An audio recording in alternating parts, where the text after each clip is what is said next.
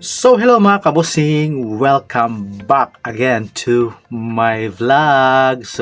Sawadika, kapungka, konnichiwa, and then hola El Salvador. So mga kabusing, ang pag-uusapan natin ngayon is yung national costume ng Miss 72nd Miss Universe 2023 na kung saan naganap na yung national costume kaninang umaga sa bansang El Salvador.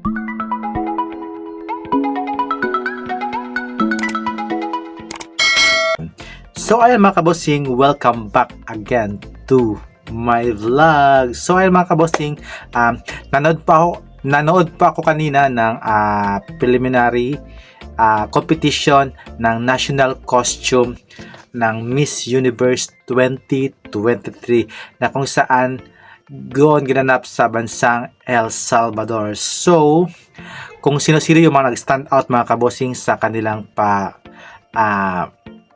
national costume, yung mga napili ko is top 14 lang mga kabosing. So 15 sana, so hindi ko na kasi marami na yung 15 na yon, yung 50, kaya 14 na lang yung aking i-reveal kung sino yung mga nag-stand out sa akin mismong opinion sa national costume ng Miss Universe. Ayan, so let's start with number 14 is si Ecuador mga kabosing. So si Ecuador mga kabosing, yung kanyang national costume is parang pa-train. Ito po yung kanyang pa-train. Ayan, yung train niya mga kabosing. So para sa akin is maganda rin yung kanyang national costume.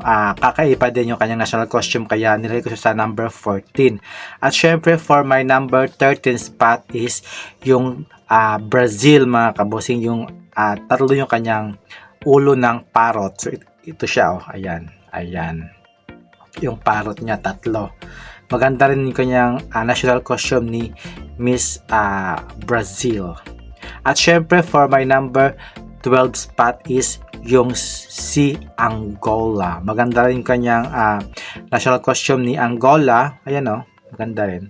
Ayun, maganda rin mga kabosing. So para sa akin, pasok ito sa top 14 ko, pero siya yung number 12 ko. At syempre for my number 11 spot is from Peru. Ayan, Peru. Ayan mga kabosing. Number 12 sa akin, number 11 sa akin si Peru.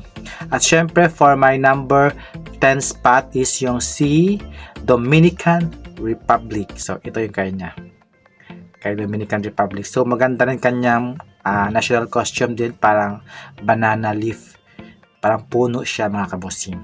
At syempre for my number 9 spot is yung kay Venezuela mga kabosing. So may pa-dragon siya dito, oh, kulay pula, oh. Ayan, oh. So para sa akin maganda ito, kaya lang kasi yung kanyang ulo ng dragon hindi niya nilagay sa mukha niya, kaya dito lang sa gilid, kaya mas okay pag pinaharap niya para bonggang-bongga talaga yung kanyang national costume ni Venezuela. At syempre for my number 8 spot is yung si Mexico mga kabosing. So ito yung kay Mexico, oh. Ayan, oh. Para sa akin, okay na okay sa akin yung kanyang national costume, parang very colorful, at syempre parang majestic yung kanyang national costume. At syempre yung kay Philippines naman is yung parang Air Force siya, yung parang binibase niya lang yata sa kanyang Air Force, yung kanyang, ayun na, yung parang airplane siya mga kabosing. So maganda sa akin yung kay Philippines din. At syempre for my number 6 spot is yung kay Trinidad and Tobago, yung parang ang tangkad niya dito, oh, tingnan nyo, tingnan nyo, matangkad yung kanyang yung parang sa yung sa kadang-kadang ba tawag yun? Kadang-kadang, or yung parang sa bamboo siya, bamboo stripe ba yun? Bamboo, yung parang naglalakad siya ang taas niya. Ang ganda ng kanyang ibon na kulay pula sa ulo. Yan, pa number 6 sa akin si Trinidad and Tobago. At syempre for my number 5th spot is yung si Thailand mga kabosing. So maganda yung kay Thailand din mga kabosing, oh. Ayan, oh, maganda din yan. Maganda rin kanyang pagano rin siya, oh. Ayun, nakatatlo yata siyang palit para makita yung ganda ng kanyang national costume. At yung sa taas niya, maganda rin siya mga kabosing. At syempre yung 5 number 4 spots ko is yung si Hola El Salvador. So ayan na. Yung may lightning siya. Maganda sa akin yung kanyang national costume. Parang may pailaw-ilaw siya. Ito yata yung highlights nila dito highlights. Kaya yung lights doon parang enough nila para makita yung lumiliwanag yung national costume ni El Salvador. At syempre for my third spot is yung si ito yung pang third ko, yung si Guyana. Ayan, si Guyana.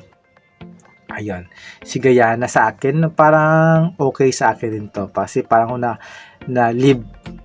love the forest naman kasi dito yung mga ahas, mga crocodile, yung mga reptiles dito, andito rin yung mga snake, yung mga turtle, andito din yung kaya number 3 sa akin si Guyana. At syempre for my number 2 spot is yung si Thailand mga kabosing. Ayan, Thailand. Kahit simple lang siya mga kabosing is kasi todo effort talaga si Thailand sa kanyang national costume. May lahat kasi ng angle niya is lahat siya nagmo-moves talaga, pati yung buhok niya sa likod ganyan. Kasi ito yata yung kanila yung para sa kung di ako nagkakamali is yung sa kanilang parang pa-water nila na yun. Parang every tourist spot nila doon, lahat may itong parang monumento ata parang yun. Tapos may tubig sa kanyang buhok, ganun yun sa kanila. At syempre for my number 1 spot is yung si Nicaragua. Ayan, si Nicaragua. For me mga kabosing, yung si Nicaragua yung number 1 kasi lahat nakabalot sa kanya tapos may pakpak pa siya. Ayan, may pakpak. Basta bagay na bagay sa kanya yung kanyang national costume mga kabosing. So ito yung aking mga napipisil na top 14 ko for the national costume ng 72nd Miss Universe 2023 and their national costume held in El Salvador mga kabosing. So what do you think mga kabosing? So sila nga ba yung makakuha ng best in national costumes bukas sa El Salvador? So stay tuned mga kabosing for the finals night for tomorrow, at don't forget to like and subscribe mga kabosing, and see you in my next vlog, and have a nice day and goodbye. See ya, konnichiwa and hola El Salvador. Chick. Bye bye, keep safe. Subscribe please.